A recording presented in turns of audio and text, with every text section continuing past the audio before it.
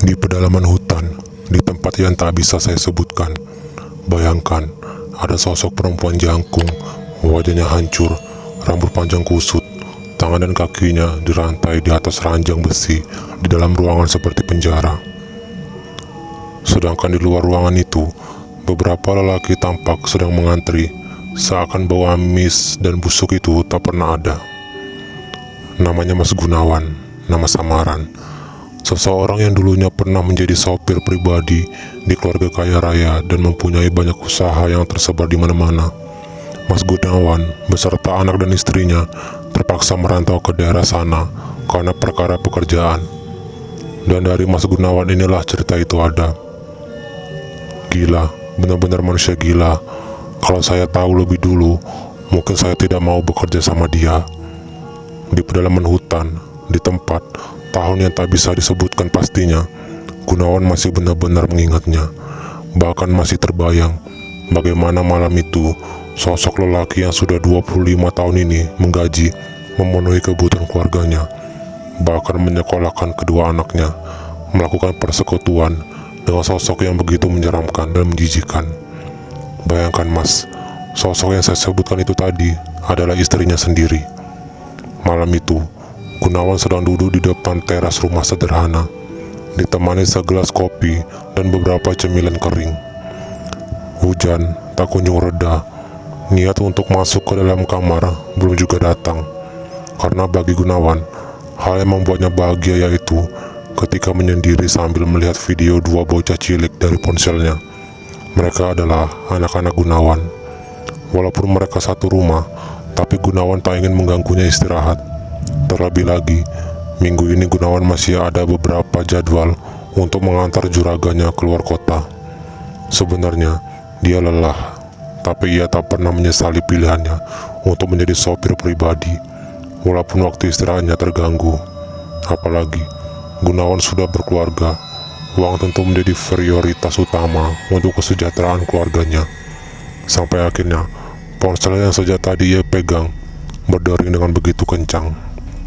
"Halo Mas Gun," suara dari seorang lelaki yang dikenalnya terdengar tegas dan tak asing bagi Gunawan. "Sampean lagi di mana? Bisa kesini sekarang?" Sudah jelas kalau si penelpon adalah juraganya. Tapi Gunawan menangkap ada sedikit kejanggalan dari suaranya. Tak seperti biasanya, ia berbicara dengan nada terburu dan sedikit panik. Dan entah karena apa, yang biasanya Gunawan merespon cepat tanpa bertanya, tapi malam itu ia lebih memilih untuk menanyakan hal yang tak pernah ia tanyakan sebelumnya. "Iya Pak, saya lagi di rumah. Gimana ya Pak?" "Jadi gini," ada jeda sejenak, tapi terdengar cukup jelas bahwa lelaki itu sedang berbicara dengan orang lain. "Malam ini Sugeng gak bisa nganter saya, katanya gak enak badan. Jadi sebagai gantinya Mas Gunawan ya, saya tunggu di rumah." Aneh, kenapa tiba-tiba Sugeng sakit? Gunawan bingung. Apalagi tempat tujuan juraganya ada di daerah pedalaman hutan, bisa memakan 2 jam perjalanan jauhnya, itu pun kalau tanpa kendala. Tapi di sisi lain, sebenarnya Gunawan juga penasaran, manakala baru pertama kali ini Gunawan akan mengantarkan juraganya ke tempat biasa Sugeng mengantar. Jadwalnya menjadi sopir itu mulai dari waktu subuh hingga menjelang maghrib. "Baik Pak, saya meluncur sekarang," spontan Gunawan berujar. Kemudian Gunawan menutup telepon sebelum memutar tubuhnya ke belakang. Wanita itu adalah Ratna, istrinya. "Mau kemana Mas?" Ratna bertanya, cenderung sedikit mengintimidasi kepada Gunawan yang sedang memakai celana dinasnya. Matanya mendelik tajam. "Astaga," Gunawan tampak terkejut menjawab, seakan ia tak melihat adanya Ratna berdiri. "Ini Dek, Pak Hermawan telepon." "Kenapa? Apa Sugeng mendadak sakit?" Kali ini suara Ratna lebih tegas balik bertanya. Gunawan mematung. Ia berpikir sejenak, sejak kapan istrinya tahu kalau Sugeng sakit. Bahkan ia sampai terburu-buru memakai pakaian dinasnya. "Aku punya firasat buruk malam ini Mas. Apa sebaiknya kamu di rumah aja? Bilang ke Pak Hermawan kalau anakmu mendadak sakit," ucap Ratna. Pandangannya masih menyorot ke depan. "Halah, dari kemarin firasat buruk. Firasat buruk, Kamu itu mikir apa toh, Dek? Sudah aku berangkat dulu, pungkas Gunawan. Ia memilih untuk mengakhiri obrolan malam itu. Ratna meminta Gunawan untuk berhenti bekerja di tempat Hermawan, sebab Ratna menduga di balik kekayaan Hermawan ada sesuatu yang hitam, yang ditakutkan kalau sampai ada kejadian yang tidak diinginkan. Gunawan melirik ke arah mobil minibus warna hitam yang terparkir di halaman. Tentang pesugihan yang dilakukan oleh Pak Hermawan, padahal nyatanya Gunawan juga memikirkan hal yang sama dengan istrinya. Gunawan jadi merasa bersalah. 10 menit kemudian, Gunawan sampai di halaman luas milik Hermawan. Di sana, tampak lelaki 50-an berdiri di depan teras rumahnya. Tak lama, mereka berangkat setelah semua perlengkapan sudah masuk ke dalam mobil. Selama perjalanan, tak ada candaan seperti biasa. Namun tak lama, suasana sepi itu mulai tercairkan. "Bagaimana kabar anak-anak, Mas?" tanya Hermawan. Alhamdulillah, Pak, pada sehat semua," jawab Gunawan. "Oh ya, Pak, ini kita mau kemana ya?" Ada sunyi yang tercipta ketika Gunawan menyelesaikan pertanyaannya. Namun kemudian Hermawan menghela nafas. "Nanti di ujung jalan, belok kiri ya, Mas. Setelah itu, ikuti saja jalannya." Dipandanginya Gunawan melalui pantulan cermin kabin. Malam semakin larut, mobil mulai memasuki area hutan. Jalanan yang awalnya aspal, kini berganti tanah bergelombang. Tak sekalipun Gunawan berpapasan dengan kendaraan lain. Setelah beberapa kali membelokkan setir, kini mobil masuk lebih dalam, jauh lebih dalam. Bahkan Gunawan, kalau disuruh untuk berputar balik, ia mungkin tak akan sampai rumah. Itu adalah pertama kalinya dirinya mengantar Hermawan ke tempat yang menurutnya begitu asing. Gunawan seakan dibuat terperangah. Bagaimana tidak, tepat di hadapannya terpampang nyata sebuah rumah besar nan mewah. Sebentar Gunawan melototkan kedua matanya seakan tak percaya. Namun setelah Hermawan berucap dengan nada perintah, Gunawan baru percaya. "Mas Gun, ayo turun, kita sudah ditunggu." "Nje, Pak," sahutnya terbata. Sesampainya mereka di depan pintu masuk, kedatangan mereka disambut oleh seorang wanita parubaya. Walaupun ada sedikit rasa khawatir dan cemas dengan bangunan rumah mewah dan terkesan gelap, apalagi si wanita yang menyambutnya terlihat begitu ramah dan antusias. Ada satu energi yang terpelancar yang membuat terlihat anggun, seperti perempuan suku berkelas. Namun tak lama, pandangan Gunawan tak mampu beralih ketika tiba-tiba saja wajahnya berubah. Wajah wanita itu kok terlihat layu ya, batin Gunawan. Dan ketika Gunawan mulai memasuki rumah mewah itu, ia dibuang melongo, matanya melotot, mulutnya terperangah. Gunawan terheran-heran. Barang yang terpajang di dalam rumah itu, ia baru pertama kali melihatnya. Setelah beberapa langkah melewati lorong, sampailah mereka di bagian belakang. Namun Gunawan mulai membawi aroma yang begitu menyengat hidungnya, seperti bau busuk amis bercampur busuk. Tak mau terlihat seperti orang bodoh, Gunawan mengabaikan. "Silakan duduk, Mas," ujar si wanita tersebut. Tercipta sebentar suasana hening dan sepi. Gunawan mulai merasai ada ketidaknyamanan. Hal itu membuatnya semakin khawatir dan cemas. Sejenak, ia menatap semua orang yang sedang duduk, sebelum tatapannya tajam ke arah Gunawan yang kebetulan juga menatapnya. "Sudah tidak bisa ditunda lagi, Pak. Mari, saya antar," sembari berucap kepada Hermawan. Tatapan lelaki itu masih saja tajam ke arah Gunawan. "Kamu tunggu di sini saja, Mas." Kali ini ucapannya tertuju kepada Gunawan, membuatnya terganggu dan kembali duduk. 30 menit berlalu, Gunawan masih terpaku di kursinya. Ia masih berusaha untuk tetap tenang dan berpikir positif, walaupun rasa cekam dan takutnya mulai mendera. Apalagi aroma amis bercampur busuk itu tak kunjung hilang dari penciumannya. "Bau apa ini? Kok dari tadi nggak hilang?" Gunawan membatin. Dan di saat itulah dia baru sadar bahwa ia sudah 1 jam menunggu, tapi tak ada satu orang pun yang keluar atau masuk ke ruangan tempat ia menunggu. Sambil terpaku di tempatnya, Gunawan membuat gambaran. Dari sini, dia harus membuka ruangan. Tidak mungkin kalau dia mau menemui Pak Hermawan sedangkan Gunawan hanya sopir. Gunawan terkenal setengah-setengah dalam menyelesaikan masalah, namun dalam hal pekerjaan, dia nomor satu tekunnya. Satu ayunan saja, pintu itu terbuka.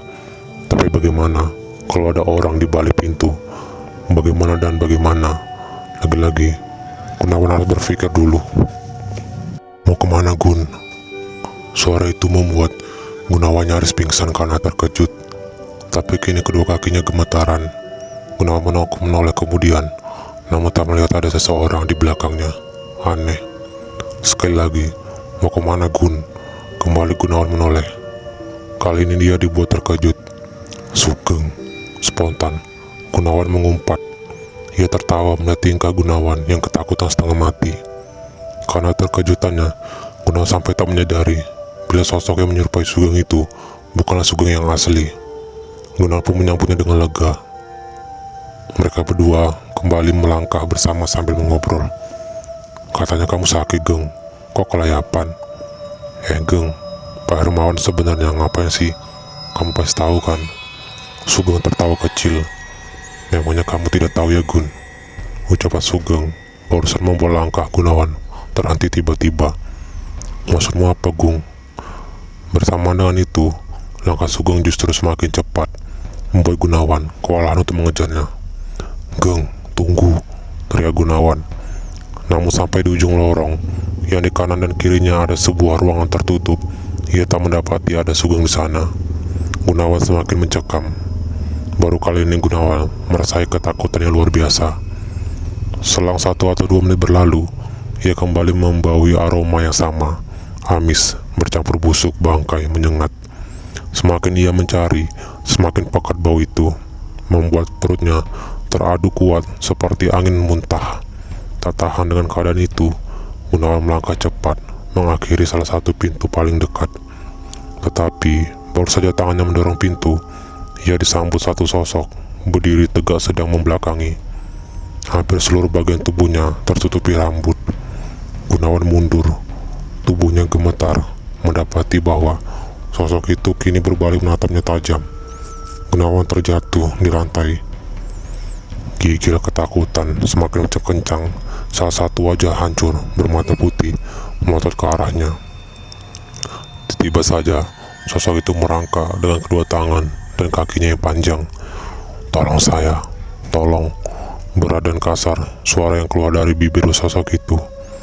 Namun Gunawan sangat mengenali suaranya. Ketika mata yang mereka saling adu, seolah saja ada energi yang menarik. Gunawan tiba saja berada di tempat berbeda. Bahwa sosok mengerikan itu adalah wujud dari istri Pak Hermawan. Ia diperlihatkan bagaimana kelakuan biadab suaminya.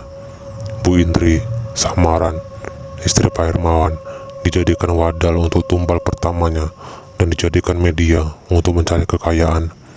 Tubuhnya sudah disetubui iblis, berubah menjadi sosok yang mengerikan.